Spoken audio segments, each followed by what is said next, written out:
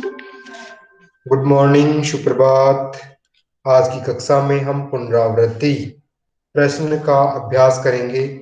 पुनरावृत्ति means revision.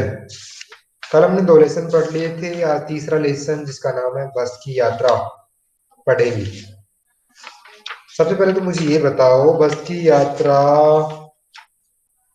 के पाठ या बस की यात्रा जो पाठ है या कहानी है, उसके लेखक कौन है? बस की यात्रा कहानी के लेखक कौन है? हरिशंकर परसाई। हरिशंकर परसाई, बहुत अच्छा। बस की यात्रा में 5 लोग थे। बस की यात्रा में 5 लोग थे। एक लेखक था, एक बस जिस कंपनी की थी उस कंपनी का पार्टनर था जिसको हिस्सेदार भी कह सकते हैं, एक डॉक्टर था और 2 अन्य लोग थे। बस में कितने लोग सफर कर रहे थे? 5 लोग सफर कर रहे थे। पांचों लोगों को कहां से कहां जाना था? पन्ना से सतना जाना था, है ना? इसीलिए वो बस में यात्रा कर रहे हैं। यस, पन्ना से सतना की वो यात्रा कर रहे हैं। पन्ना और सतना दोनों मध्य प्रदेश में है। यस।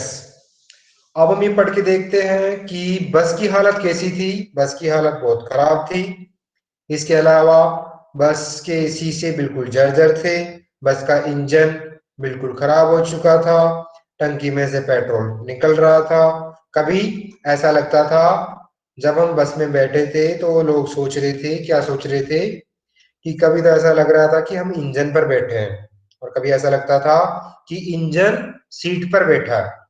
ऐसा लग रहा था। बस के जो पार्ट्स थे वो उसका साथ नहीं दे रहे थे। बस काफी वयोवृद्ध या पुरानी थी।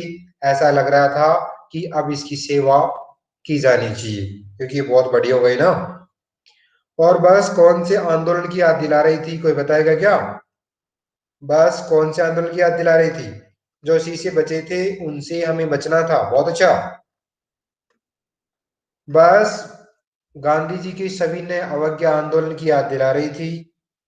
यस, 1930 में जो आंदोलन हुआ था ना, असहयोग आंदोलन 1920, नॉन कॉपरेशन आंदोलन और सिविल डिसओबीडेंस मूवमेंट जो हुआ था 1930 में, उन आंदोलनों की याद दिला रही थी। इसके अलावा जब जब लेखक को डर लगता, जैसे ही बस के सामने कोई पेड़ आता था, लेखक को बहुत डर लग रहा था। क्यों लग रहा था? कि कहीं बस पेड़ से न टकरा जाए, इसीलिए लेखक पेड़ों को अपना दुश्मन समझ रहा था। इसके अलावा जैसे ही कोई झील, जैसे ही तालाब, कुछ भी आता था, उसे डर लगने लगता था। इसके अलावा लोग उस बस के बारे में क्या कहते थे कि शाम वाली इस बस से कोई भी सफर नहीं करते क्योंकि ये बस क्या है? ये बस सेफ नहीं है यात्रा करने के लिए। ये बस डाकिन के समान है ना?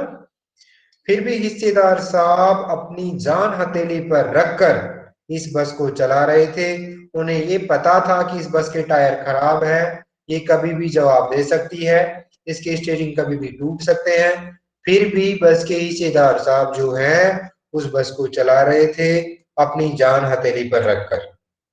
जिससे लोग क्या सोच रहे थे कि अगर इतना साहस, इतना हिम्मत, इतना सेक्रीफाइस की भावना इनमें है तो इनको तो क्या होना चाहिए था? एक फ्रीडम फाइटर होना चाहिए था।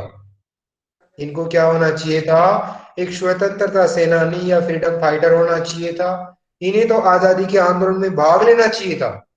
अगर ये आजादी के आंदोलन में भाग लेते तो इनका नाम आज इतिहास के स्वर्णिम पन्नों में होता। जो हिस्ट्री के गोल्डन पेजेस हैं, जिनको आज हम पढ़ते हैं, जिनका गुणगान आज हम करते हैं, वहां पर इनका नाम होता। इतना जिगर, इतना हिम्मत इनमें है। इस तरह से वो सोच रहे हैं। और लेखक को श्रद्धा भी उमड़ आती है। श्रद्धा मीन्स रेस्पेक्ट या दया। दया उमड़ आती है किसके प्रति?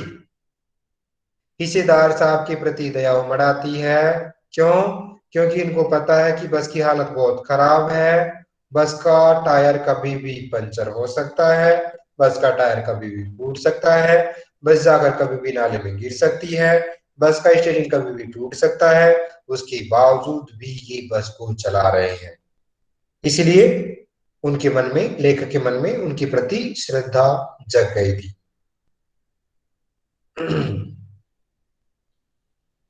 और खूब उस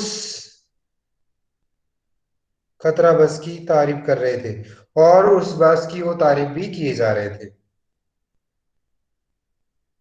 डाकिन, डकोटा नहीं, डाकिन। इस तरह से इसका समरी मैंने बता दिया आप सबको। अब मैं इसमें से कुछ क्वेश्चन आपको पूछ लेता हूं। अपना जान हथेली पर रखकर बस चला रहे थे, यस। एक क्वेश्चन और लास्ट में ये बन रहा है कि इस कहानी से क्या सीख मिलती है। इस कहानी से सीख मिलती है, ओके अफान साई दोनों लेट आ रहे हैं। Yes, no problem, next time late नहीं आना है, रिवीजन चल रहा अभी। ओके, मैं बता रहा था इस कहानी से ये शिक्षा मिलती है कि हमें वाहनों के प्रति, यस, वी शुड रिपेयर और व्हीकल्स ऑन टाइम, यस। कभी भी वाहनों के प्रति लापरवाही नहीं दिखानी चाहिए। हमें अपने वाहनों का, अपनी जो भी गाड़ी है, अपनी साइकिल है, चाहे फोर व्हीलर है, कुछ भी है, उनका सर्विस, जिसको हिंदी में बोलते हैं क्या, नवीनीकरण, उनका सर्विस या नवीनीकरण समय समय पर करा लेना चाहिए। और उनके कोई भी पार्ट्स अगर खराब है तो समय पर उनको डलवा लेना चाहिए या रिपेयर करवा लेना चाहिए, है ना। ऐसी लापरवाही कभी भी मोल नहीं लेनी चाहिए, क्योंकि लापरवाही हमारे जीवन के लिए बहुत महंगी पड़ सकती है।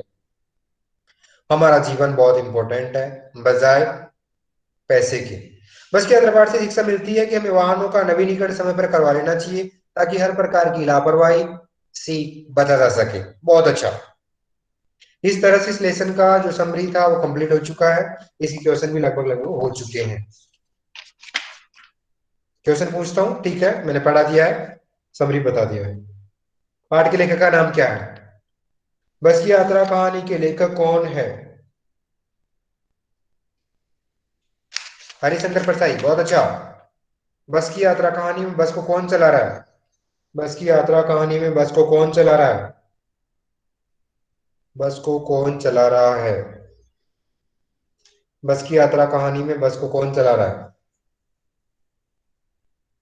हिस्सेदार साहब, बहुत अच्छा।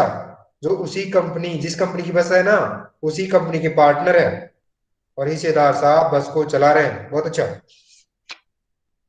बस की हालत कैसी है? बस की हालत कैसी है? और बस कौन से आंदोलन या मूवमेंट की याद दिला रही है? बस की हालत कैसी है और बस कौन से आंदोलन या मूवमेंट की याद दिला रही है? बस डाकिन है ना, बस डाकिन है। सर बस, बस को कौन चला रहा है सर? बस को हिस्सेदार साहब चला रहा है, कमेंट देखो। कम से कम अगर आपको नहीं पता है तो कमेंट देख लो। कुछ बच्चे जिनको आता है वो कमेंट कर रहे हैं।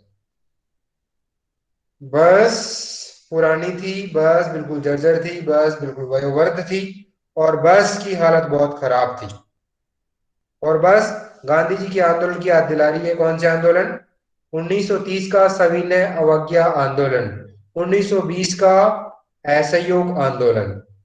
यस, बहुत अच्छा, सभी का उत्तर बिल्कुल सही है।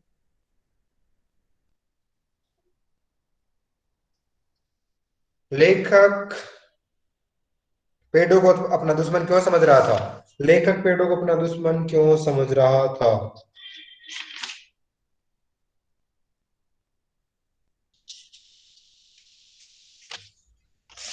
लेखक पेड़ों को अपना दुश्मन क्यों समझ रहा था?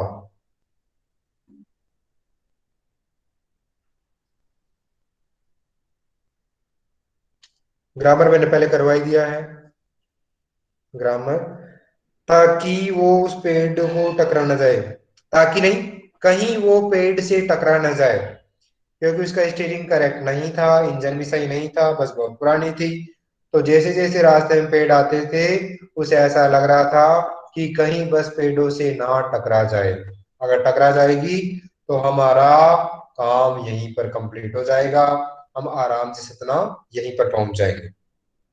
यस, दुर्घटना या एक्सीडेंट ना हो जाए। बहुत अच्छा। इस तरह से ये वाला लेसन जो है कंप्लीट हो चुका है। नेक्स्ट लेसन में आगे बढ़ते हैं, जिसका नाम है दीवालों की हस्ती। वो कहीं पेड़ से टकरा ना जाए, कहीं पेड़ को। यस। नेक्स्ट लेसन है दीवानों की हस्ती। लेसन का लेसन नहीं है, कविता है। दीवानों की हस्ती। कविता के कवि कौन है? पोइट। दीवानों की हस्ती कविता के कवि कौन है? भगवती चरण वर्मा। बहुत अच्छा। भगवती चरण वर्मा दीवानों की हस्ती कविता की कवि है। Next question. दीवाने किन्हें कहा गया है? दीवाने किन्हें कहा गया है? दीवानों की कौन सी अच्छी आदत है? दीवानों की कौन सी अच्छी आदत है? दीवाने सैनिकों को कहा गया है। इसके अलावा फ्रीडम फाइटर्स या स्वतंत्रता सेनानियों को कहा गया है। दीवाने सैनिकों को कहा गया है। इसके अलावा स्वतंत्रता सेनानियों को कहा गया है। बहुत अच्छा। दीवानों की कौन सी आदत बहुत अच्छी है? दीवानों की कौन सी आदत बहुत अच्छी है? वो अपने पराये में बिल्कुल भी भेद नहीं करते हैं। वो अपने पराये में बिल्कुल भेद नहीं करते। ये अपना है, वो हम हमारा नहीं है। वो तो सभी इंडियंस को अपना भाई बहन समझते हैं। कौन? दीवाने। उन्हें तो पूरे इंडियंस की चिंता होती है, इसीलिए वो देश की सेवा करने के लिए बॉर्डर या सीमा पर चले जाते हैं। वो हर सुख दुख को समान रूप से सहन कर लेते हैं। बहुत अच्छा। वो सुख में बहुत ज्यादा खुश होने की होते नहीं है। इसके अलावा दुख में बहुत ज्यादा इमोशनल नहीं होते हैं। वो सुख और दुख में एक समान रहते हैं। एक अच्छी आदत ये है। दूसरी अच्छी आदत ये है, वो अपने और पराये में कोई डिफरेंस या भेदभाव नहीं करते हैं। जैसे हम करते हैं ना, वो मेरा है, वो मेरा नहीं है, वो तुम्हारा है, वो उसका है ना। मुझे क्या पड़ी है, मैं उसका हेल्प क्यों करूं, उससे मेरा कोई रिलेशन नहीं है। करते हैं ना। तो वैसा ये फ्रीडम फाइटर्स तो नहीं करते कि राजस्थान हमारा राज्य नहीं है तो हम उनके लोगों की हेल्प नहीं करेंगे, हम जम्मू कश्मीर के बॉर्डर पर नहीं जाएंगे, हम इधर पाकिस्तान के बॉर्डर पर नहीं जाएंगे, हम चाइना के बॉर्डर पर नहीं जाएंगे, उधर वाले स्टेट हमें पसंद नहीं है। ऐसे तो नहीं करते वो लोग। यस। वो जहां भी जाते हैं खुशी का आलम ले जाते हैं और सभी को समान मानते हैं। बहुत अच्छा। उनकी अच्छी आदत है कि जहां भी जाते हैं खुशी का आलम साथ लेकर जाते हैं। यस। बहुत अच्छा। सुख दुख को समान रूप से समझते हैं। वो जहां भी जाते हैं हर खुशी को खुशियां बांटते रहते हैं। इस संसार की तरह भिखमंगे नहीं है। इस संसार को उन्होंने किसके समान बताया है? इस संसार को उन्होंने किसके समान बताया है और क्यों बताया? दीवानों ने इस संसार को किसके समान बताया है और क्यों बताया? भिखमंगों के समान बताया गया। बहुत अच्छा। भिखमंगों या बेगर्स के समान बताया गया है। क्यों? क्योंकि वो क्या चाहते हैं? खुद की खुशी चाहते हैं। वो सिर्फ लेना जानते हैं, देना नहीं जानते। इस संसार के लोग कैसे हैं? बहुत स्वार्थी हैं। अपने काम के लिए कुछ भी करने के लिए तैयार हो जाएंगे, है ना। अपने काम करवाने के लिए वो बिकने के मौके ढूंढते हैं। अपने काम करने के लिए वो मीठी मीठी बातें करते हैं, है ना। अपने काम करने के लिए आपकी तारीफ करेंगे, है ना। तो खुद के स्वार्थ के लिए, खुद के सेल्फिश के लिए वो कुछ भी करने के लिए तैयार हो जाते हैं। उन्हें खुद की सुख की चिंता होती है। उन्हें खुद की खुशियों की चिंता होती है। यस। वो लोग लेना जानते हैं, देना नहीं जानते। और यहाँ पर जो सैनिक है, फ्रीडम फाइटर्स है, स्वतंत्रता सेनानी है, वो खुशियां बांटते ही बांटते हैं। इसके अलावा सब अपने प्राइम भेद न करके सीमा पर जाकर के सबको अपना रिश्तेदार समझते हैं, सबको अपने रिलेशन वाले समझते हैं, सबको अपने सगे संबंधी समझते हैं। यस। एक क्वेश्चन और है। क्या स्वतंत्रता सेनानियों के हृदय पर कौन सी असफलता का भार है? स्वतंत्रता सेनानियों की के हृदय पर या हार्ट पर या दिल पर या मन पर कौन सी असफलता, कौन सी अनसक्सेस का भार या रेस्पॉन्सिबिलिटी है? स्वतंत्रता सेनानियों की उर या हृदय पर कौन सा भार है, कौन सी रेस्पॉन्सिबिलिटी है? यस। इंडिपेंडेंस नहीं होने का भार है कि अभी तक हमने बहुत एफर्ट किया, बहुत प्रयास किया, अभी तक हम हमारे देश को आजाद नहीं करवा सके। ये उनके हृदय पर भार है। बहुत अच्छा, बिल्कुल सही है। लास्ट क्वेश्चन ये है क्या कि कब उनके घर में उल्लास आ जाता है? आबाद, आबाद मीन स्वतंत्र, आबाद मीन स्वतंत्र, आजाद। कब उनके घर में उल्लास आ जाता है और कब उनके घर में आंसू छा जाते हैं? लास्ट क्वेश्चन, कब उनके घर में उल्लास आ जाता है और कब, कवि ने अपने आने को उल्लास और जाने को आंसू बनकर बह जाना क्यों कहा है? क्योंकि कवि खुद एक स्वतंत्रता सेनानी है। जब वो अपने लोगों से मिलता है, अपने जानने पहचाने वाले लोगों से मिलता है, तो लोग बहुत खुश हो जाते हैं। लेकिन जैसे वो जाने लगता है तो वो पूछते हैं, तुम कब आए थे और इतने जल्दी ही कहाँ चले? तुम कब आए थे और इतने जल्दी ही कहाँ चले? इस तरह से लोग दुखी हो जाते हैं। ठीक है बच्चों, इस तरह से ये लेसन भी कंप्लीट हो चुका है। Lesson means poem. इस पोयम के कवि हैं भगवती चरण वर्मा। और पहले वाला जो लेसन पढ़ा था उसके कवि कौन थे? क्या भूल गए क्या? बस की यात्रा हरिशंकर परसाई। जब वो घर को आते हैं तो सब लोग खुश हो जाते हैं, जब वो जाते हैं तो सब लोग बहुत दुखी या निराश हो जाते हैं। बहुत अच्छा, यस, सभी का आंसर बिल्कुल करेक्ट है। नेक्स्ट लेसन है चिट्ठियों की अनूठी दुनिया। चिट्ठियों की अनूठी दुनिया पाठ के लेखक कौन है? चिट्ठियों की अनूठी दुनिया पाठ के लेखक कौन है? हरिशंकर परसाई नहीं बेटा, अरविंद कुमार सिंह। बहुत अच्छा पवित्रा। चिट्ठियों की अनूठी दुनिया पाठ के लेखक है अरविंद कुमार सिंह, जिसमें हमने चिट्ठियों के बारे में या पत्रों के बारे में, लेटर, खत, कड़िद, जाबू, उत्तरम, पत्र आदि के बारे में हमने पढ़ा था ना। यस, बहुत अच्छा, सबका उत्तर बिल्कुल सही है। इस पार्ट में हमने पढ़ा था कि चिट्ठियों का कितना इंपॉर्टेंस होता है। पहले के जमाने में चिट्ठियों या पत्रों का कितना इंपॉर्टेंस था, आज उनका इंपॉर्टेंस कितना कम हुआ है, और उसका इंपॉर्टेंस कम होने का रीजन क्या है? तो रीजन तो हमें पता है कि 21st सेंचुरी आ चुकी है। साइंस के आविष्कार या विज्ञान के आविष्कार या मशीनीकरण के कारण क्या आ गए हैं? टेक्नोलॉजी आ गई है। और टेक्नोलॉजी के कारण क्या आ गए हैं? मोबाइल फोन आ गए हैं। मोबाइल फोन आ गए हैं, कंप्यूटर आ गए हैं, लैपटॉप आ गए हैं, है ना। बहुत कुछ आ गए हैं, और जिनके कारण हम क्या करने लगे हैं, जो हमारे रास्ते बहुत लंबे थे, जिस चीज को हम बहुत दिनों के बाद भेज सकते थे, बहुत टाइम में भेज सकते थे, बहुत मेहनत में भेज सकते थे, उसको हम बहुत कम समय में बहुत स्पीड में भेज सकते हैं टेक्नोलॉजी के माध्यम से। लेकिन फिर भी कंपैरिजन करके यहाँ बताया गया है। यस,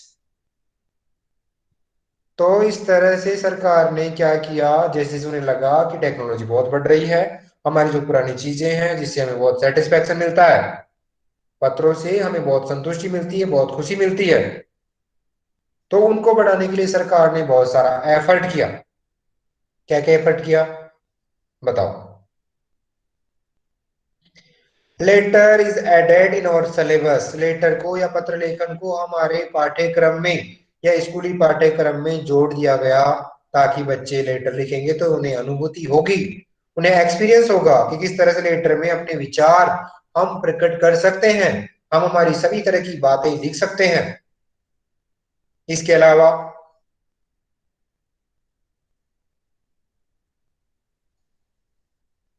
1673 यानी 1673 में भी, करेक्ट है क्या? देखता हूं।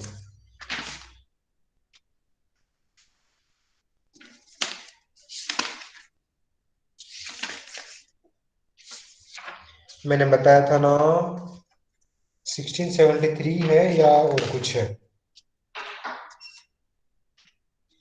से जो विश्व डाक संघ है, वर्ल्ड पोस्ट ऑर्गेनाइजेशन, 1972, ओ 1972, 1972 से जो बिलो बिलो 18 नहीं, बिलो 16, बिलो 16 एज के जो बच्चे हैं, उनके लिए पत्र लेखन कंपटीशन या प्रतियोगिता आयोजित करवाई जाएगी, जिससे भी लोगों में मोटिवेशन की भावना आएगी, या उनमें वो लोग प्रेरित होंगे।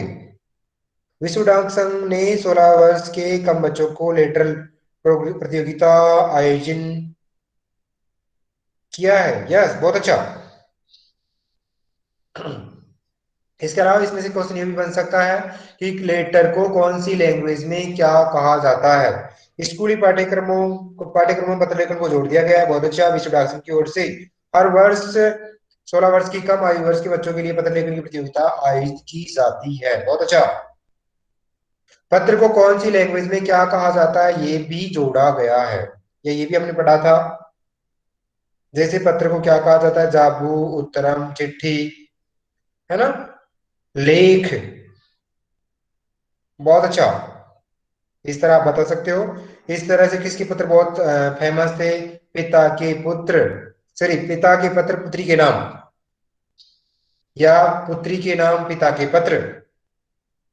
पंडित जवाहरलाल नेहरू जी अपनी बेटी इंदिरा गांधी को पत्र लिखते थे, पुत्री के नाम पिता के पत्र, या पिता के पत्र पुत्री के नाम।